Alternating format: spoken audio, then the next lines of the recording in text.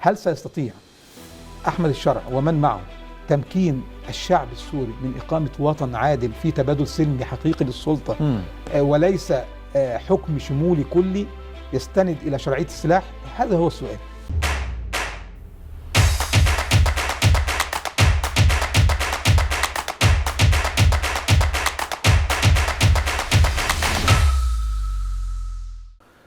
الحريات مقدمة على الشريعة، دي فكرة أنت كنت بتقولها منذ قليل، ممكن توضحها لي أكتر شوية؟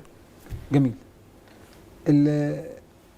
طبعا الكلمات ممكن تكون صادمة، وكنا بنسمعها من فقهاء أجلاء من قبل، وكنا بنتعجب ونستنكر هذه الجملة.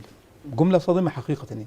لكن الحرية مقدمة على الشريعة، يعني اختيار الناس الذي حدده الله سبحانه وتعالى وقال من شاء فليؤمن ومن شاء فليكفر، ترك الحرية لتحديد اختيار الناس لتحديد اختياراتهم، ده مقدم في الشرع، جزء من الشريعة. الناس لا تختار الشريعة مجبرة، الناس تختار الدين بحريتها الكاملة. وإذا اخترت الدين والشريعة بدون حرية مجبر، يعني هتبقى اسمك شيء تاني غير يعني الإنسان المؤمن إجبارا غير المؤمن اختيارا. فلذلك الحرية تقدم على الشريعة. الأمر الثاني، النبي صلى الله عليه وسلم قال خلوا بيني وبين الناس مذهب، خلوا بيني وبين الناس. نحن في هذا الوقت في هذا الزمن الذي نحن فيه لا نطالب بإجبار الناس على شيء، ولكن اتركوا، خلوا بيننا وبين الناس نعرض بضاعتنا وتعرضوا بضاعتكم، ونترك الأمر للناس تختار. أنا عندي مذهب فكري، عندي طريقة فكرية، عندي طريقة للحياة، رؤية معينة لتسيير الأمور وإقامة الدولة، ودع لي الحرية أن أعرضها على الناس. هذا هو المطلوب فقط. طيب، يعني أنا عايز أنتقل بك فجأة كده إلى سوريا. عندنا محمد الجولاني، أبو محمد الجولاني، أحمد الشرع، هذا رجل سلفي جهادي حمل السلاح لفترة زمنية طويلة وتغير ما بين التنظيمات. يمكن أنت النموذج اللي أنت قلته بتاع سرب الحمام قريب جدا لمحمد أبو محمد الجولاني. بدأ في تنظيم القاعدة، ثم انتقل إلى داعش، ثم كون جبهة النصرة، ثم جبهة الشام، أحرار الشام، ثم النهاردة رئيسا للجمهورية يطالب كل التنظيمات بأن تنزل السلاح. اشرح لي هذا الانتقال حصل إزاي وبيحصل ليه؟ بسم الله الرحمن الرحيم. إذا حسن التصور حسن التصرف.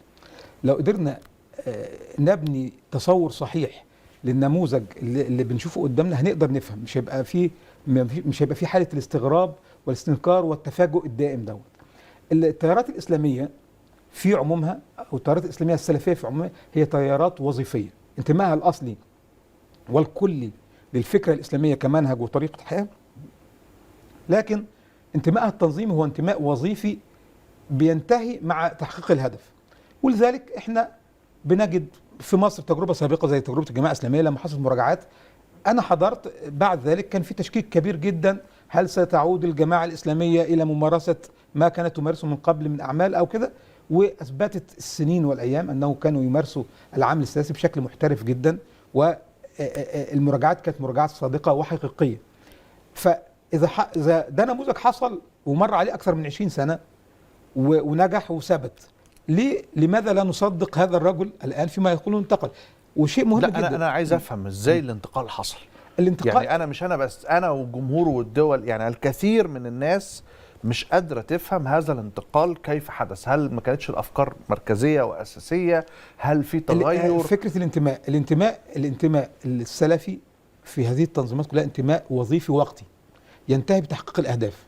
يعني دي انتماء لوسائل وليس انتماء لغايات. في بعض التنظيمات الكبرى المعروفة ليها انتماء كينوني، لا يرى الإسلام إلا من خلال انتمائه لهذه الجماعة أو التنظيم. ده مش متحصل في الجماعات السلفية كلها.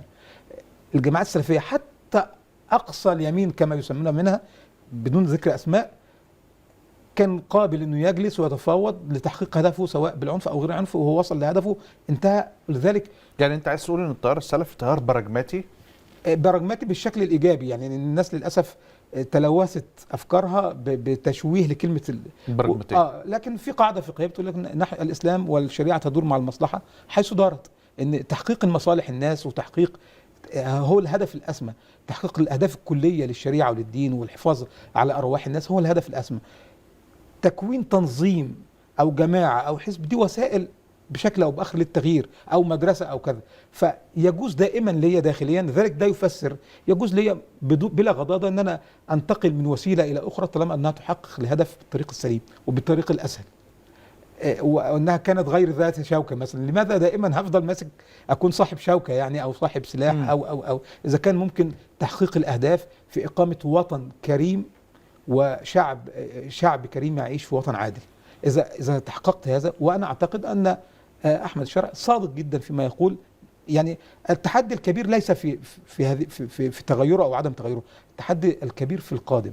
هل سيستطيع احمد الشرع ومن معه تمكين الشعب السوري من إقامة وطن عادل في تبادل سلمي حقيقي للسلطة، وليس حكم شمولي كلي يستند إلى شرعية السلاح؟ هذا هو السؤال. وهذه النقطة المهمة، لأن الغرب والإمبريالية العالمية والكيان الاستعماري في النظام الدولي منتظر إجابة السؤال ده. لا يرى لبلادنا أن يقوم فيها نظام حقيقي ديمقراطي أو شوري يكون للشعب إرادة فيه، لأن إرادة الشعوب لا يتم التفاوض عليها، لكن إرادة الحكام مهما كان شكلهم إسلامي شيوعي يساري ناصري بأي شكل من الأشكال قبائلي، قابل للتفاوض وقابل للضغط عليه، لكن الشعوب لا يضغط عليها. طيب خلينا أسألك هنا سؤال مهم جدا. الدولة المصرية ترى في أفكار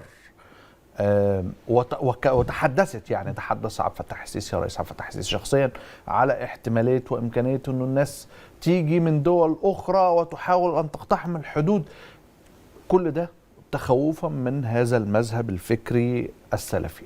تفتكر الكلام ده ممكن تطبيقه في مصر اصلا؟ تطبيقه او ان هيحدث نوع من محاوله نشر لا، انا اعتقد ان السوريون صادقون فيما يقولون ان هم يكتفوا باصلاح الوضع السوري والوصول لسوريا لبر الامان. اعتقد انهم صادقين جدا في هذا، ولن يسعوا في مضايقه اي دوله او نشر فكره خارج الاطار السوري. وده اللي بيطمن المجتمع الدولي كتير ناحيتهم، ان هم جماعه غير امميه، ودي نقطه مهمه جدا. التيارات السلفيه في العموم تيارات سلفيه غير امميه، وده اللي بيخلي بغض النظر عن طرحها عنيف او لطيف او غيره، يخليها بتحظى على نوع من القبول داخل المنظومة الدولية، لأن المنظومة الدولية عندها خط أحمر في الجماعات والتنظيمات الأممية بدون ذكر اسمها، وده اللي خلاها لا تقبل بوجودها داخل أنظمة أو تجارب معينة.